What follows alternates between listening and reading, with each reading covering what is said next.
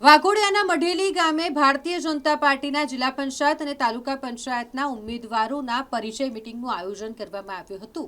વાઘોડિયાના ધારાસભ્ય ધર્મેન્દ્રસિંહ વાઘેલા બાપુની ઉપસ્થિતિમાં પરિચય મિટિંગ યોજાઈ, જેમાં વાઘોડિયા તાલુકા પંચાયત જિલ્લા પંચાયતની ચૂંટણીને લઈને વ્યારા જિલ્લા પંચાયત બેઠક અને 5 તાલુકા પંચાયતની બેઠકના જે ઉમેદવારો છે તેમની આ પરિચય બેઠક યોજાઈ હતી, જેમાં વાઘોડિયા ધારાસભ્ય ધર્મેન્દ્રસિંહ વાઘેલા બાપુ, વડોદરા જિલ્લાના પૂર્વ મહામંત્રી સતીશ મકવાણા સહિત ભારતીય જનતા પાર્ટીના હોદ્દેદારો ઉપસ્થિત રહ્યા હતા। જિલ્લા પંચાયત અને તાલુકા પંચાયત બેઠકના જે ઉમેદવારો પહોંચ્યા હોય તેમના સમર્થકો અને ટેકેદારો મોટી સંખ્યામાં ઉપસ્થિત રહ્યા હતા। આ પરિચય મિટિંગ થઈ અને જેમાં તમામ ઉમેદવારોનું ધારાસભ્ય દ્વારા સ્વાગત કરવામાં આવ્યું, પુષ્પમાળા પહેરાવી। સાથે સાથે આ તમામ ઉમેદવારો જંગી બહુમતી સાથે જીતશે તેવો આશાવાદ પણ વાઘોડિયાના ધારાસભ્યએ વ્યક્ત કર્યો છે। આજે મઢેલી ગામ ખાતે સ્થાનિક સ્વરાજ ચૂંટણીના કાર્યાલય અને પરિચય કાર્યક્રમની અંદર અમારા ભારતીય જનતા પાર્ટીના સંગઠનના પૂર્વ મહામંત્રી રાજુભાઈ હલવા, પૂર્વ જિલ્લા પંચાયત સદસ્ય ભાઈ શ્રી રામુભાઈ મઢેલી, ચિરાગભાઈ અને અમારા તાલુકા પંચાયતના સદસ્યશ્રીઓ, જિલ્લા પંચાયતના સદસ્યશ્રી અને ખૂબ મોટી સંખ્યામાં આપણે અહીંયા જોયું કે ભારતીય જનતા પાર્ટીનો માહોલ અને પબ્લિકનો ઉત્સાહ સામે પક્ષે જબરજસ્તીથી લોકોને પૈસા આપીને ફોર્મો ભરાવવા પડે એવી પરિસ્થિતિ વાઘોડિયા વિધાનસભાની અંદર છે। અમારા વિધાનસભાની અંદર ગુતાલ બીજી 5 તાલુકા પંચાયત બિનહરીફ થઈ છે। હજી પણ 15 તારીખ સુધીમાં અમુક જિલ્લા પંચાયતો, અમુક તાલુકા પંચાયતો બિનહરીફ થવાની છે। એટલે આપ જોઈ રહ્યા છો કે માનનીય નરેન્દ્ર મોદી સાહેબ, અમિતભાઈ શાહ સાહેબ અને ગુજરાતના મૃદુ અને મક્કમ મુખ્યમંત્રી ભૂપેન્દ્ર પટેલ સાહેબ, મોદી સાહેબ નાનામાં નાના માણસની છેવાડાની ચિંતા કરીને એટલી બધી યોજનાઓ આપી છે। કોઈ પણ નાનો પરિવાર, છેવાડાનો માણસ ગરીબ ના રહે, એને કોઈ તકલીફ ના પડે, એને કોઈ મુશ્કેલી ના પડે એવી ઘણી બધી યોજનાઓ લાયા છે। અને અમારા ગુજરાતના મૃદુ અને મક્કમ મુખ્યમંત્રી ભૂપેન્દ્ર પટેલ સાહેબે પણ ખૂબ વિકાસના કામો કર્યા છે।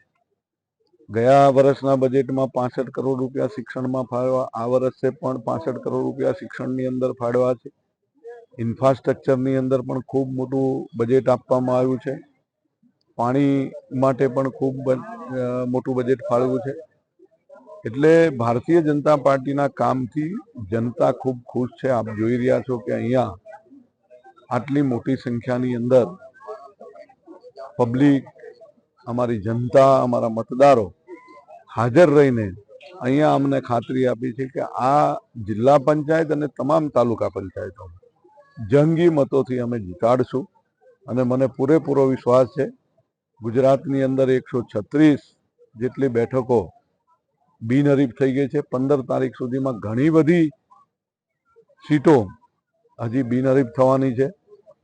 કોંગ્રેસને ક્યાંય કોઈ પ્રચાર કરવામાં પણ 5 માણસો નથી મળતા, કોઈ પબ્લિક પણ નથી આવતી અને કોંગ્રેસ હતાશ થઈને બેઠી છે। ત્યારે આખા ગુજરાતની અંદર સ્વરાજ ચૂંટણીની અંદર ભગવો લહેરાવાનો છે, જંગી મતોથી લહેરાવાનો છે, એટલું મને ખાતરી છે અમારા સરકારના કામો ઉપર અને અમારા દેશના અને આપણા ગુજરાતના પનોતા પુત્ર યશસ્વી વડાપ્રધાન નરેન્દ્ર મોદી સાહેબ ને અમિતભાઈ શાહ સાહેબના કામો અને પબ્લિક આ જાણે છે।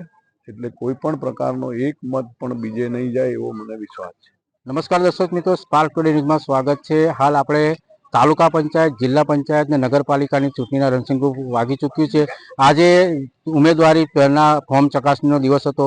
ફોર્મ ચકાસણીનો દિવસ પૂર્ણ થયો અને તાલુકા પંચાયત અને જિલ્લા પંચાયતના વાઘોડિયા તાલુકામાં કેટલાક બિનહરીફ પણ ઉમેદવારો થઈ ચૂક્યા છે। ત્યારે હાલ આપણે અલવા તાલુકા પંચાયત સીટ પરથી કોમલબેન પોતે ચૂંટણી લડી છે ભાજપના સિમ્બલ પર। આપણે એમની સાથે વાત કરીશું અને એમની સાથે જાણવાના કરીશું, કારણ કે એમની પર ભાજપે ભરોસો મૂક્યો છે અને ટિકિટ ફાળવી છે। આપણી સાથે કોમલબેન છે।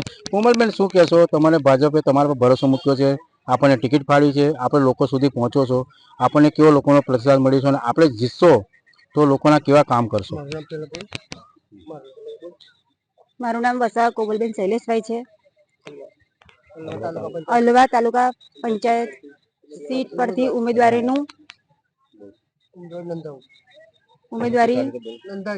નોંધાવી છે. ધારાસભ્યએ પણ ખૂબ મહેનત કરી છે. ધારાસભ્યનો ખૂબ સપોર્ટ રહ્યો છે.